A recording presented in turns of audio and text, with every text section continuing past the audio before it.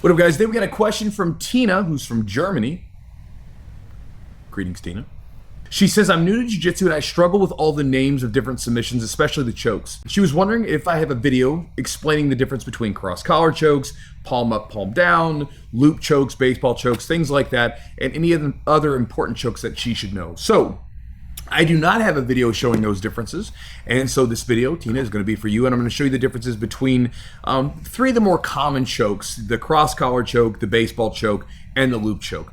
I'll also show you some different variations of those chokes, and I'll also show you basically a simple way.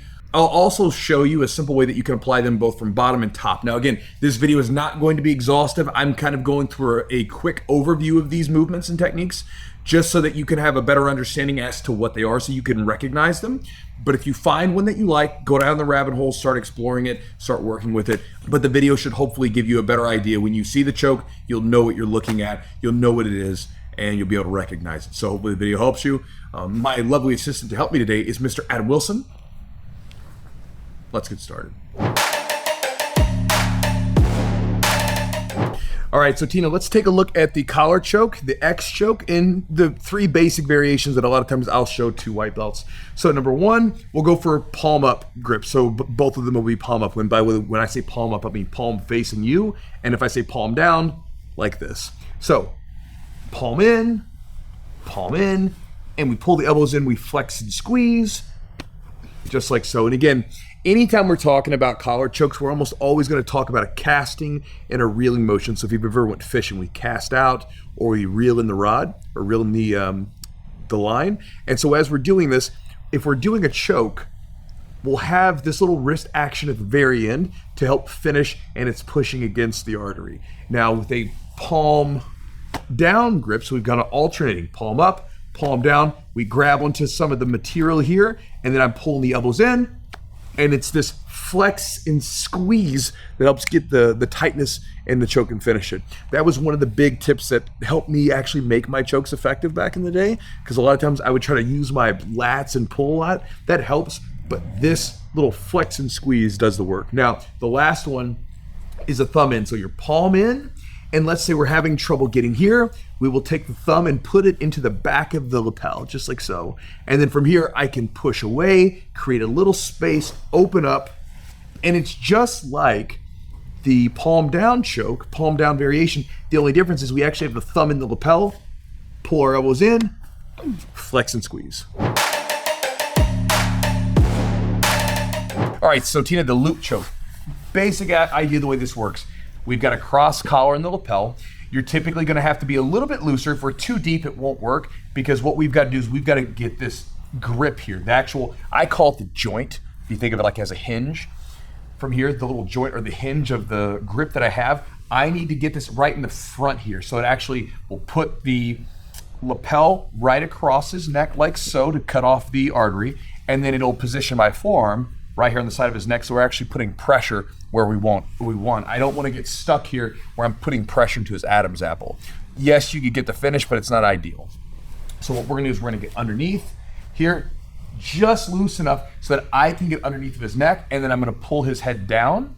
And then from there, what I'm gonna do is I'm gonna place my hand all the way across, and I'm gonna put the back of my knuckles, back of my hand against my arm, and then from there, I can flex and squeeze. Now again, there's a lot of variations to the loop choke, so I'm showing you one very simple one, but that's the one. Now this can be done from a full guard sometimes, although it's a little bit difficult because we're gonna be playing from here, but we can sit up here just like this and finish.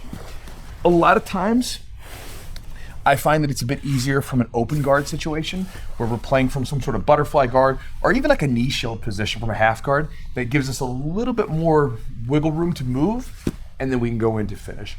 But again, when we talk about a loop choke, this is what we're talking about in that position. So the baseball choke, right, from the bottom, here's how this works. First off, why do we call it a baseball choke? Well, because it resembles having a baseball bat. If you ever held a baseball bat, we've got a hand over a hand. So essentially what you're going to do is you would get in and have a palm up, palm down grip, thumb in, 4 fingers here, okay? Just like so.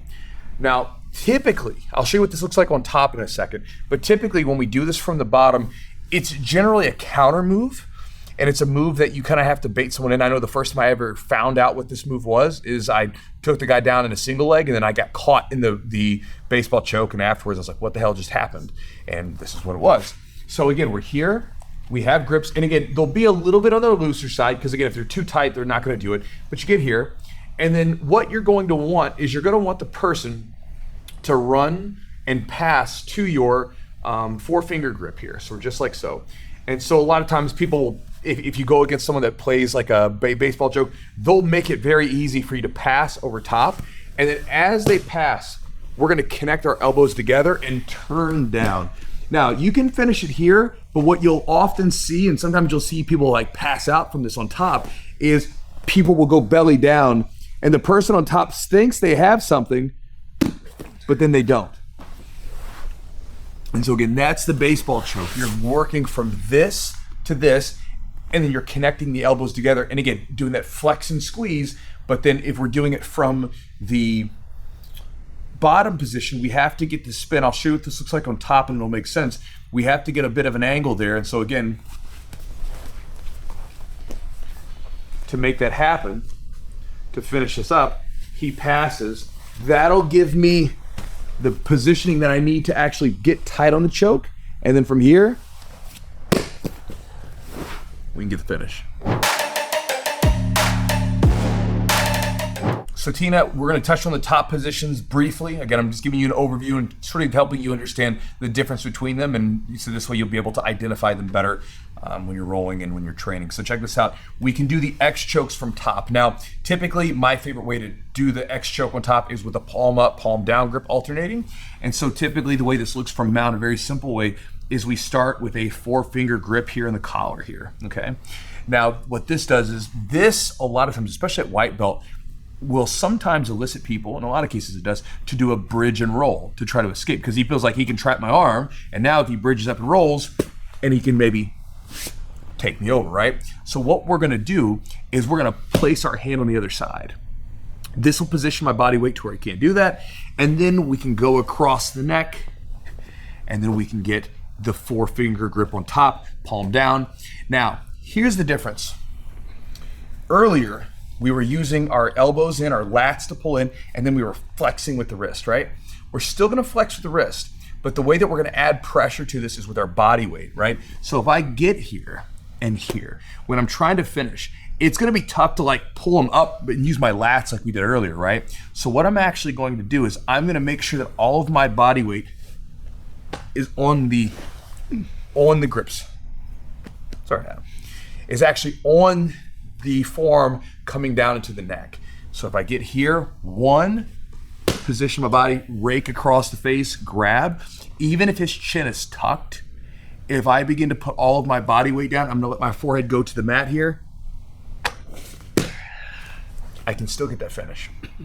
Another thing that helped me out too, and we'll talk about this again, is when you're doing these collar chokes from the top, you want to think about holding them for a little bit longer than what feels necessary, because in a lot of cases they take a few seconds. One of my friends, Muhammad Ali, a world champion, he came in and was showing collar chokes, and he was talking about when you hold them longer than what you think, because it takes a little bit. And you know, he was talking some of these details, but that was one of the ones that really helped me out. A few weeks later, he went to a Fight to Win, and ended up submitting a really tough black belt with a cross collar choke, using the details that he showed me. And again, that was the one that really stuck with me, was that when you get these collar chokes, hang on to it for a longer period of time. And let's take a look at the loop choke. So getting a loop choke from top, like when you're passing, is gonna be a little bit difficult, but you can get it from positions like this, like when you're in a turtle position and you're on top. So what we can do is we can start by getting essentially like a front headlock, but instead of grabbing the chin or something else that we might grab, we're gonna grab the lapel here, okay? Now from here, what I'm gonna do is I'm gonna set it up a little bit differently. So instead of going like this, I'm gonna do a gator roll. If you guys have watched some of my video on how to do Darce chokes from here, anaconda chokes from here, similar. So we're gonna get our arm behind his tricep. And then from here, what I'm gonna do is I'm gonna shift my hips, tuck my head in, and I'm gonna roll through. And as I'm rolling through, I'm putting my hand behind his neck and pinning his arm just like so. Now from here, I can stay in this position like this and finish. Depending on the shoulder mobility of the guy, I can also drive, or how tight I am, I can also drive this all the way down and basically begin to go belly to the ground and get the finish. Adam's a little tight on the shoulder, and so that's probably not gonna be the best move. So one more time on the movement, we grab the lapel. I take away this arm so he can't post on it. I'm gonna tuck my head in, and roll through. And as I'm going through, pummeling that hand behind his neck, and then from there, just like always, casting and reeling. And we're getting that extension on it. And that's the one way that we can finish a loop choke from top. So the last one, we'll do the baseball choke from top.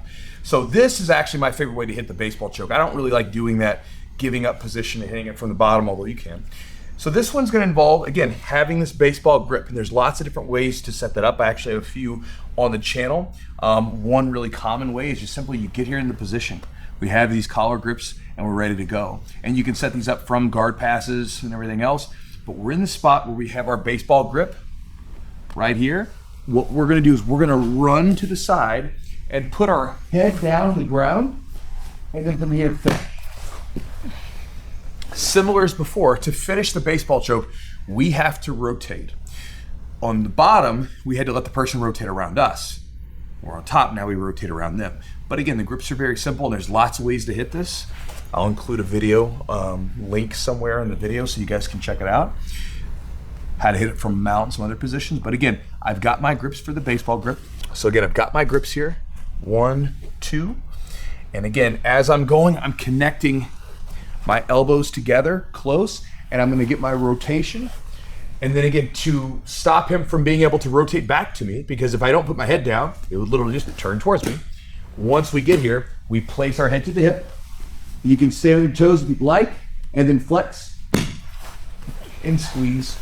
And just like before, we're casting and reeling to get the finish on the choke. All right, Tina, so hopefully that helps you out. Again, those are 3 versatile collar chokes that you can use in jiu-jitsu from bottom and top. And again, we went through these in very quick fashion. I'm just kind of giving you an overview, but now you'll kind of know the names of them and the difference between them. And if you find that you like one more than the other, then you can go down the rabbit hole and find instructional information and may go deeper on it or talk to your coach about learning some of these techniques. But again, thank you for the question. I'm finished. Adam? Adam.